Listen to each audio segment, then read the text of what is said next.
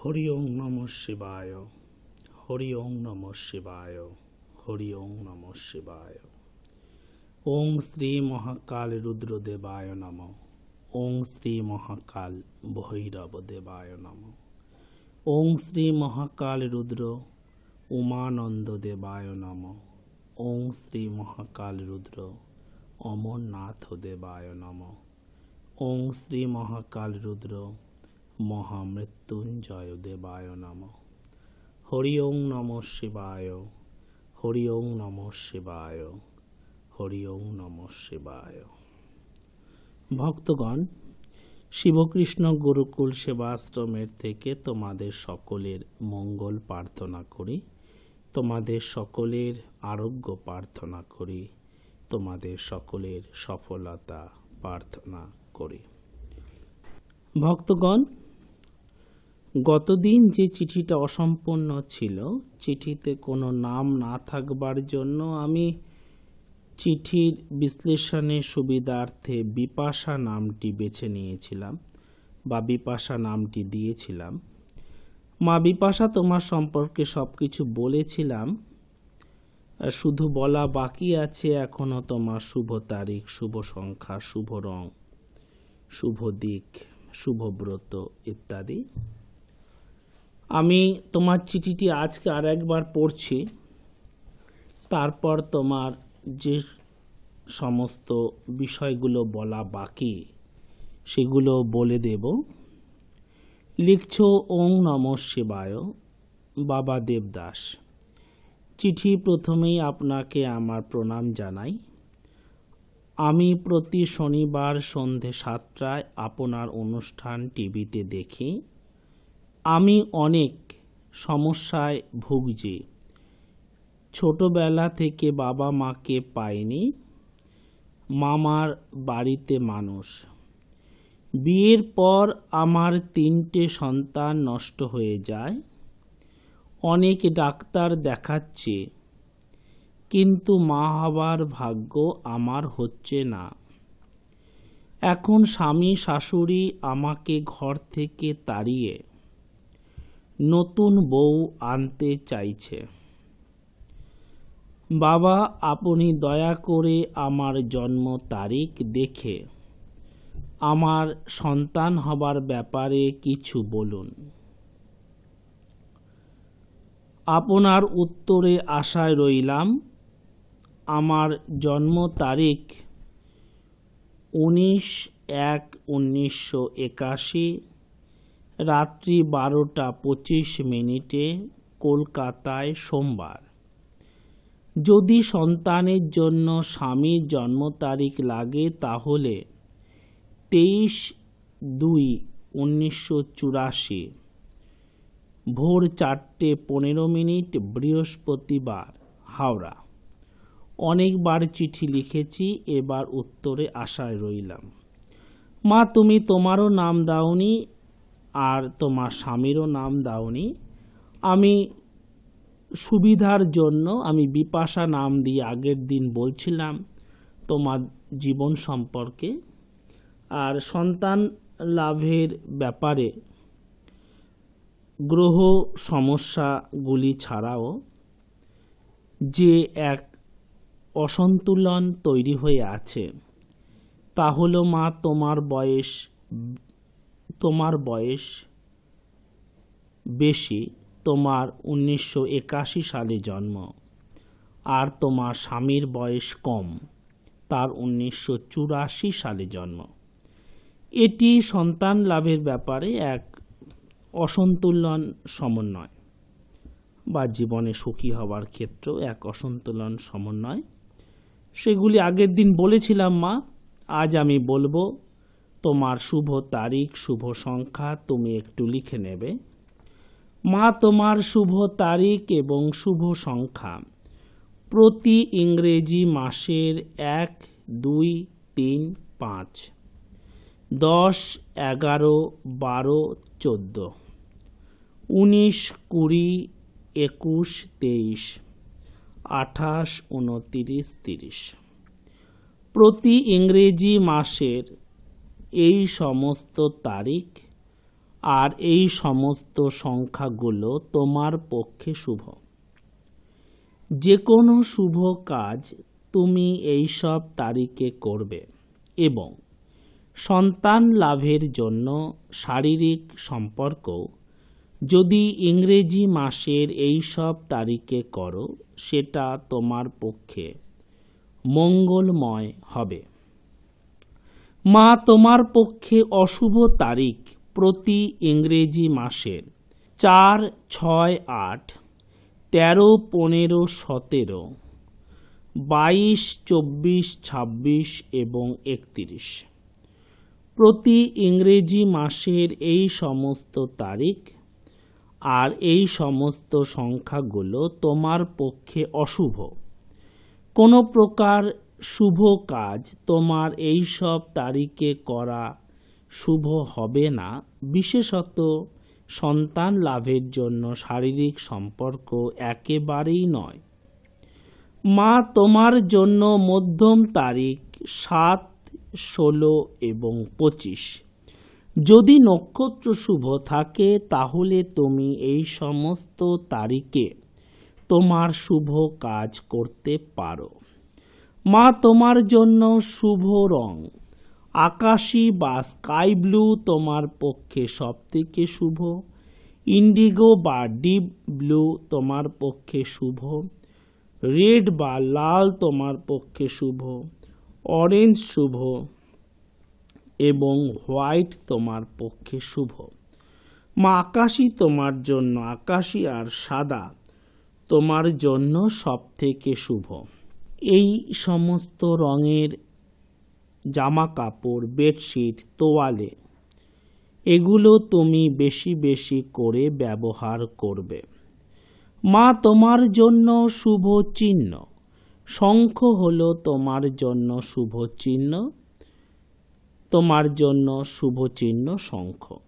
শঙ্খের sticker তুমি তোমার বেডরুমের দেওয়ালে লাগাবে, মোবাইল ফোনে রাখবে, ঘরের দরজায় আলমারির ওপর রাখবে। মা তোমার শুভ দিক হলো দক্ষিণ এবং পশ্চিম তোমার জন্য শুভ দিক। মা তুমি দক্ষিণ দিকে মাথা করে শোবে বা পশ্চিম দিকে মাথা করে শোবে। তোমার জন্য শুভ ব্রত তোমার জন্য। মা তোমার জন্য শুভ ব্রত হলো শিবরাত্রির ব্রত, যা আগামী 19 ফেব্রুয়ারি থেকে শুরু। 20 ফেব্রুয়ারি শিবরাত্রি ব্রত, 19 ফেব্রুয়ারি হলো সংযম। এবং জয় মঙ্গল চণ্ডী ব্রত আমি মা তোমার জন্য এবং তোমাদের মতো অগণিত স্বামী স্ত্রীর জন্য যারা বাবা মা হতে চাও কিন্তু অনেক সমস্যায় জর্জরিত। মা তুমি নিজের হ্যান্ডরাইটিংয়ে দেখতে পাচ্ছ যে তুমি এখানে লিখেছ আমার 3টে সন্তান নষ্ট হয়ে যায়। অনেক ডাক্তার দেখাচ্ছি কিন্তু মা হবার ভাগ্য আমার হচ্ছে না। অর্থাৎ ডাক্তারবাবুদের অক্লান্ত পরিশ্রম, তাদের বিরাট জ্ঞানভাণ্ডারের সাথেও কোথাও একটা ফাঁকা বা শূন্যস্থান থেকে যাচ্ছে। শুধুমাত্র দাওয়ায় বা ঔষধেই সবসময় সফলতা হয় না। दवा के साथ साथ दुआ भी जरूरी होता है। ভগবানের আশীর্বাদ ছাড়া সফলতা অনেক দূরে সরে যায়। তাই মা তোমায় ভগবানের প্রতি সমর্পিত হতে হবে। দাবা তো তুমি মা জীবনে অনেকই গ্রহণ করেছো, অনেক প্রকারের চিকিৎসা পদ্ধতির মধ্য দিয়ে চলেছো। साथ साथ तुम्हें दुआ भी करना चाहिए, তোমাকে প্রার্থনাও করতে হবে। তবে দুয়ার সাথে দাবা মিলেই তোমার সফলতা সম্ভব হবে।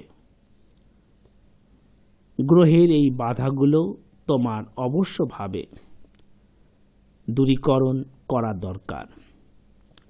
আজ আমি তোমাদের কাছে বলবো জয় মঙ্গলচণ্ডী ব্রত সম্পর্কে। মঙ্গলচণ্ডী ব্রত অনেকেই জানো।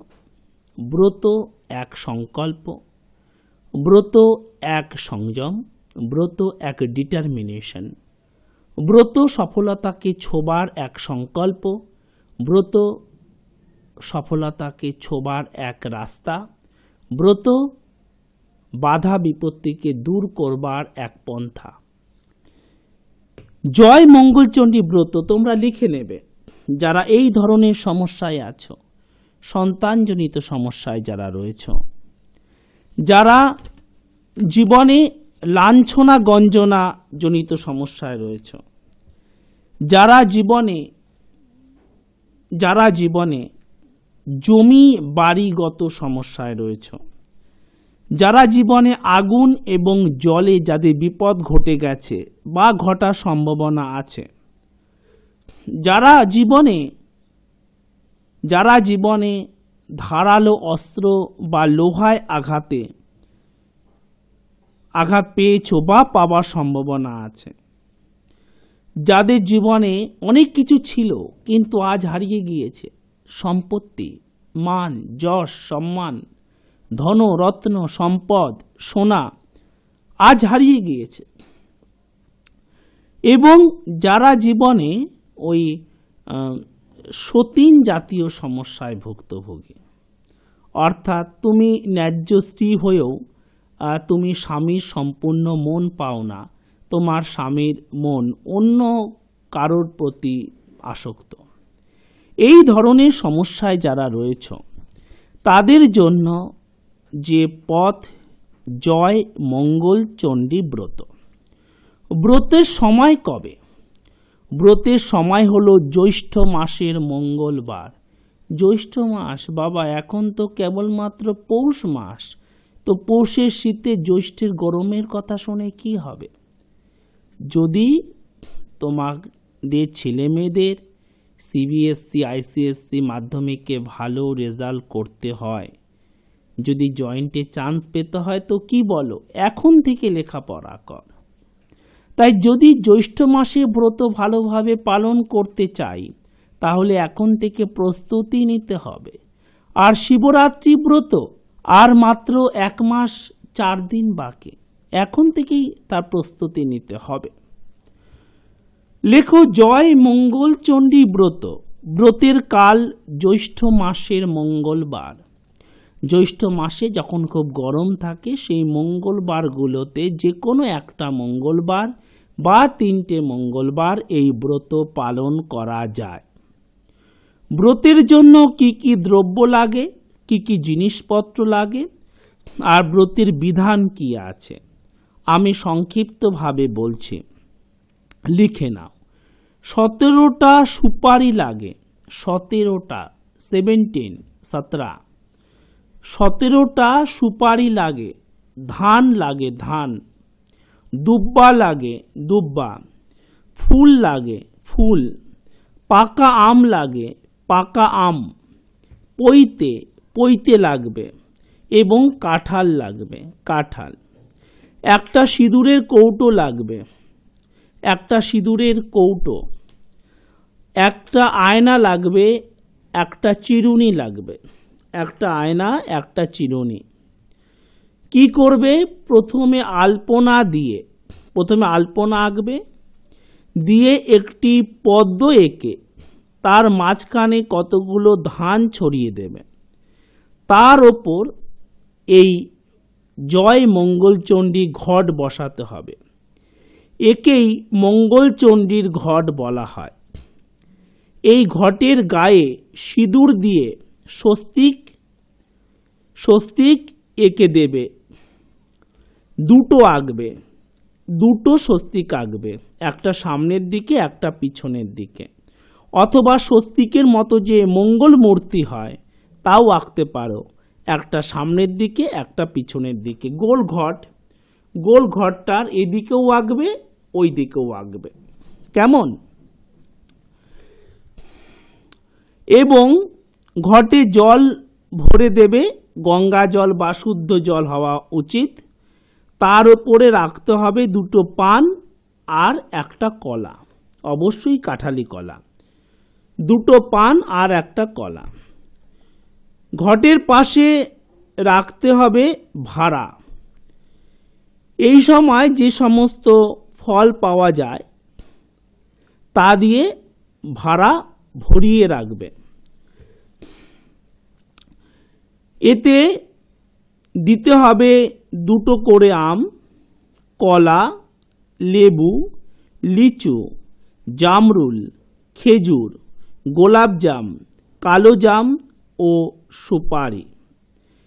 এর ওপর একটা গোটা কাঁঠালও দিতে পারো। কাঁঠাল খুবই শুভ এই জয় মঙ্গলচণ্ডীর ব্রতর জন্য।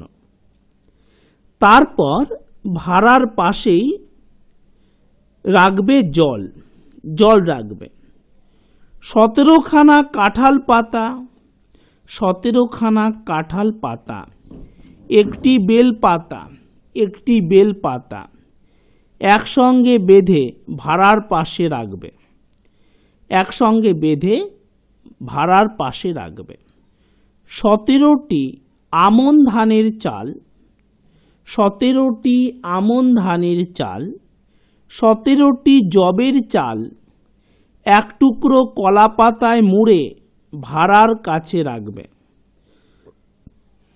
পুজোর জন্য প্রত্যেক ব্রতীকে, যারা এই ব্রত করবে, পূজার জন্য প্রত্যেক ব্রতীকে একটি সিঁদুর কৌটো, একটা আয়না ও একটা চিরুনি ঘটের বা মায়ের কাছে দিতে হবে। আর যে পুরোহিত পূজা করবেন তাকে প্রত্যেকের নাম গোত্র দিতে হবে, কারণ প্রত্যেকের নাম গোত্রে সংকল্প করতে হবে। পুজোয় সাধ্যমতো ফলমূল ও নৈবেদ্য তোমরা অবশ্যই দেবে। পূজার শেষে কলার ঠোলায় বা কলার যে ঠোঙা বা ঠোলাগুলো তৈরি করা হয় কলা গাছের কাণ্ড দিয়ে, কলা গাছের খোল দিয়ে,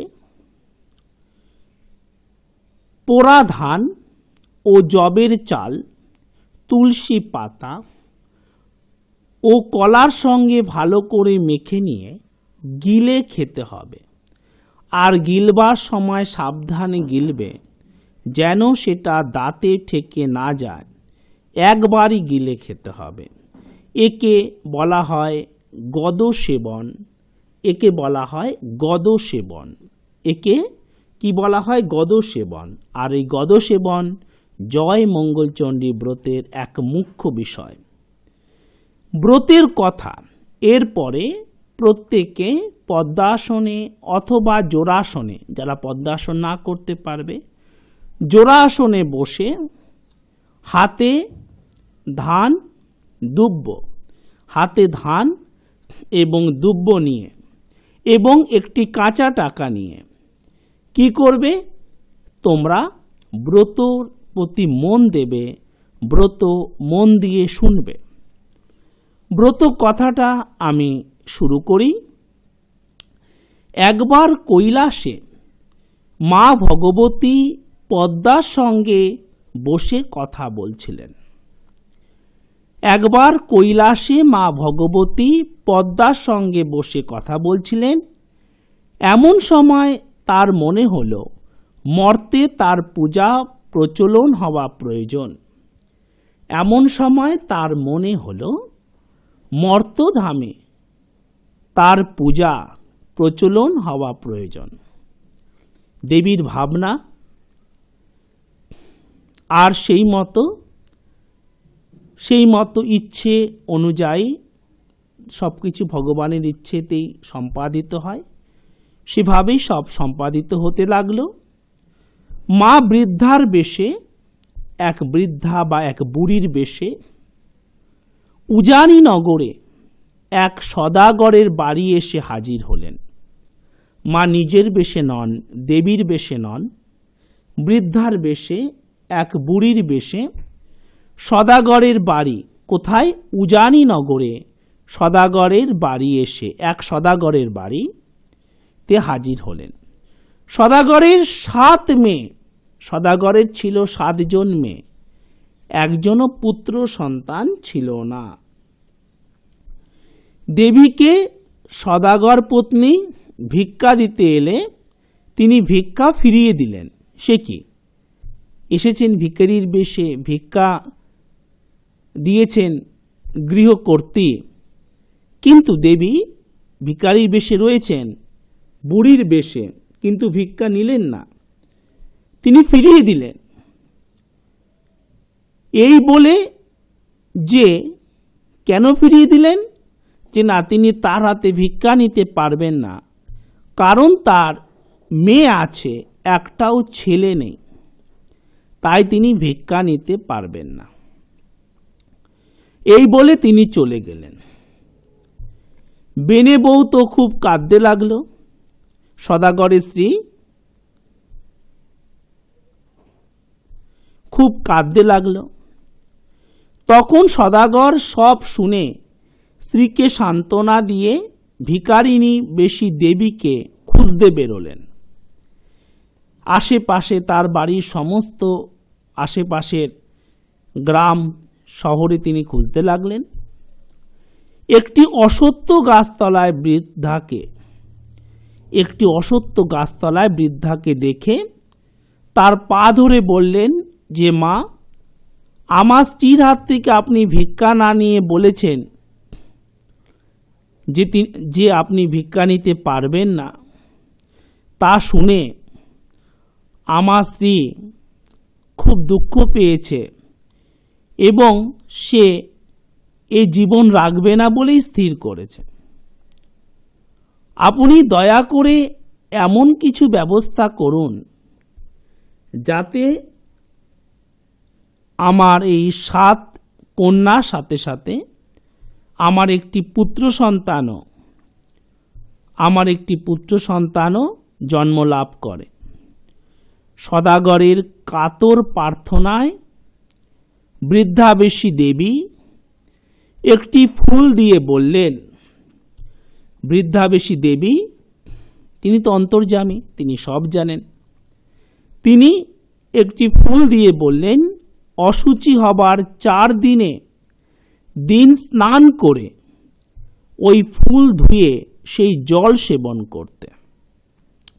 তার স্ত্রী যখন মাসে অশুচি হবেন, তার 4 দিনের দিন যখন স্নান করবেন, সেই সময় ওই ফুলটা ধুয়ে সেই জল সেবন করতে।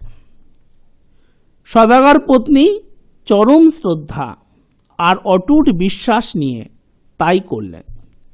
সদাগরের স্ত্রী এবং সদাগর দুজনে অটুট বিশ্বাস আর গভীর ভক্তি নিয়ে তাই করলেন। তার 10 মাস পর একদিন গর্ভযন্ত্রণা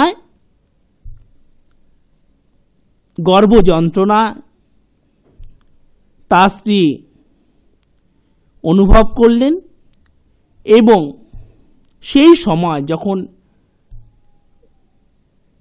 গর্ভযন্ত্রণায় তার স্ত্রী কাতর হচ্ছিলেন, সেই সময় দেবী আবির্ভূতা হলেন এবং সেই সদাগর পত্নীর শরীরে তার প্রসব যন্ত্রণা লাঘব এবং প্রসবকে আনন্দময় করবার জন্য, তার প্রসব যন্ত্রণা লাঘব এবং তার সন্তান প্রসবকে আনন্দময় করবার জন্য তার গায়ে, তার মাথায় হাত বুলিয়ে দিলেন এবং অনায়াসেই সদাগরের স্ত্রী এক পুত্র সন্তানের জন্ম দিলেন, যার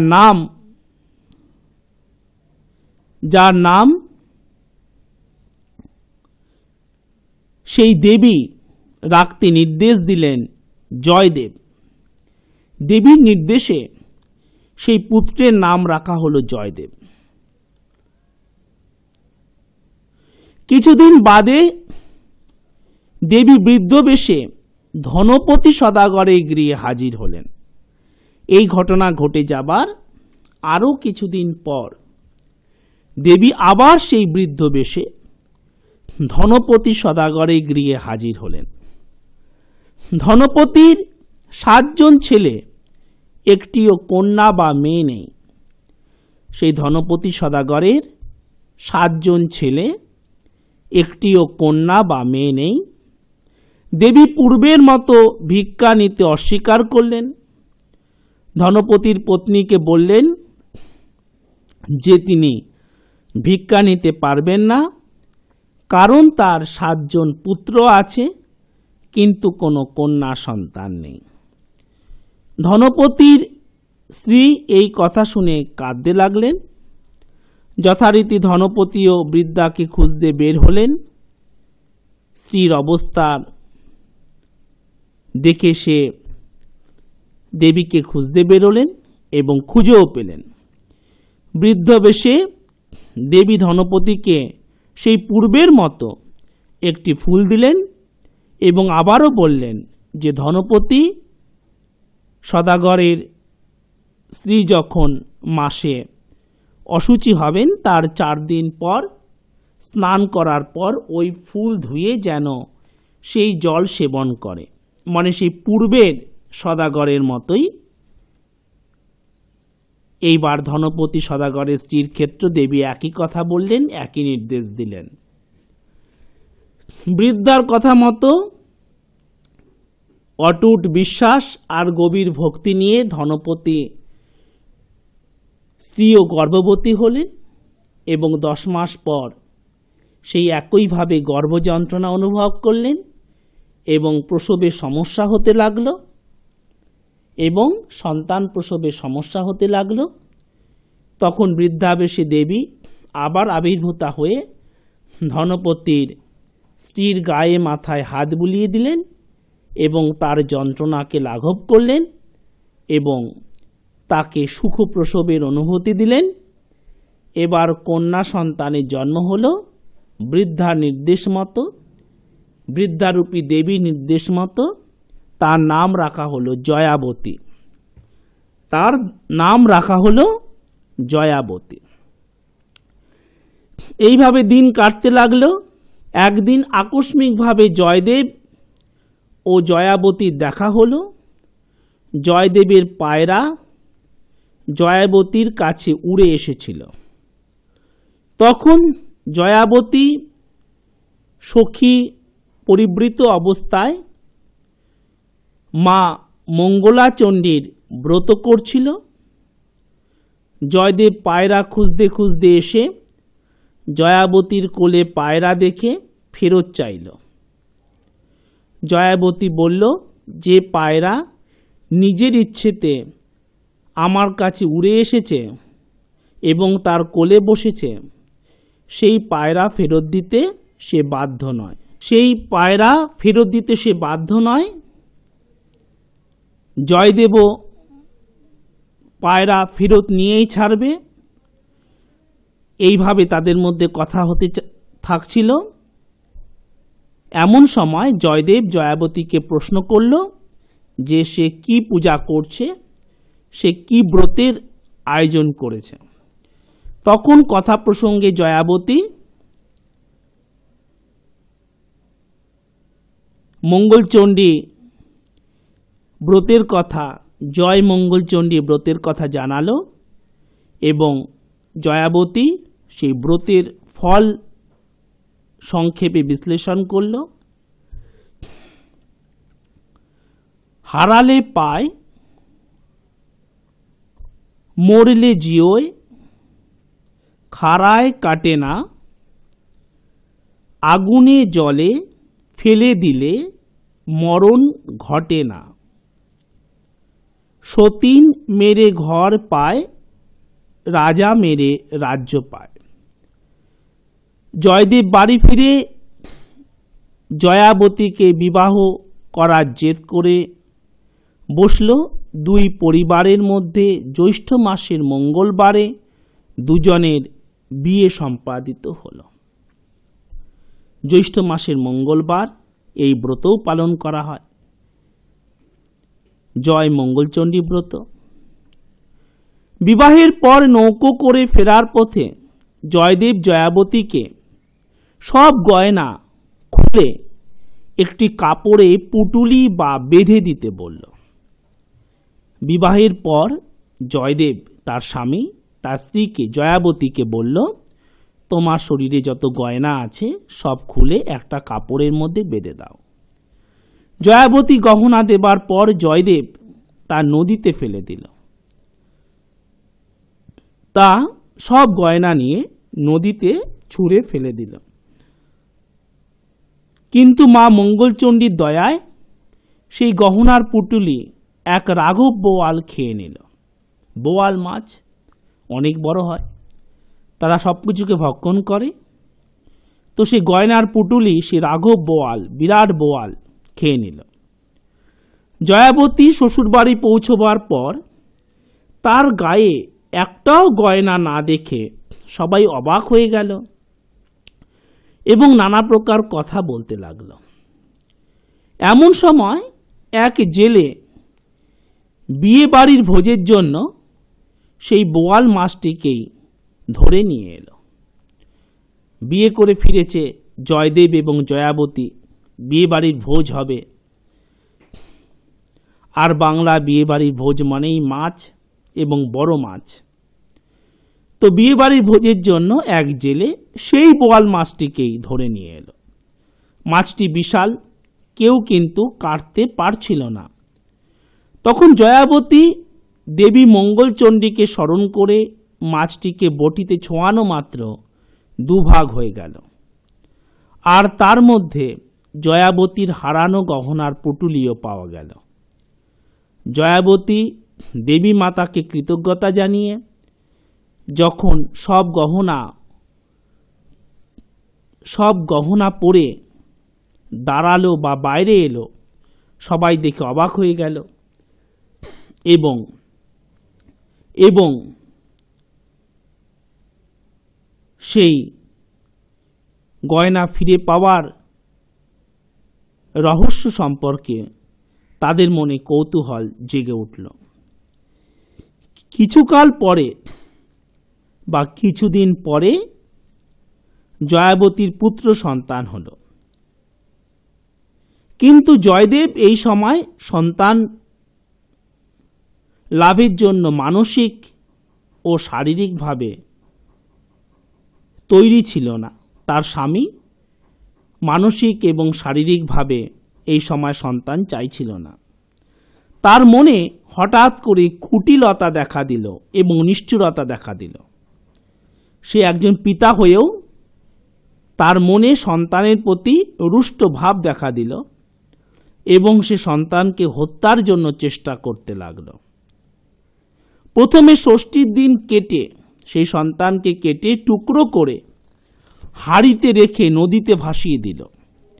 কিন্তু দেবী মঙ্গলচণ্ডী শঙ্খচিল হয়ে হাঁড়ি নদী থেকে তুলে শিশুটিকে প্রাণদান করে জয়াবতীর কোলে নিয়ে ফিরিয়ে দিলেন। জয়দেব জয়াবতীর কোলে জীবন্ত ছেলে দেখে আশ্চর্য হয়ে গেল। এরপর একদিন শিশুটিকে গলা টিপে ঘাড় ভেঙে পুকুরের ঘাটে কাঠের নিচে পুঁতে রেখে এলো জয়দেব। দেবী মঙ্গলচণ্ডী নির্দেশে জলদেবী ছেলেকে আবার প্রাণদান করে জয়াবতীর কোলে ফিরিয়ে দিল। শিশুকে জয়দেবের থেকে সাবধান রাখতে জয়দেব পুকুর থেকে স্নান করে ছেলেকে কোলে নিয়ে জয়াবতীকে আসতে দেখে ভীষণ অবাক হয়ে গেল। জয়াবতী কিন্তু তাকে কিছুই বলল না। ক্রমে ছেলেটির মুখে ভাতের দিন এলো।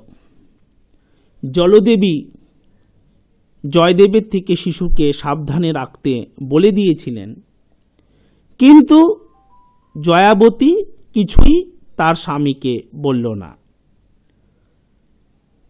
জয়দেবের মাথায় আবার দুষ্ট বুদ্ধি ভরল।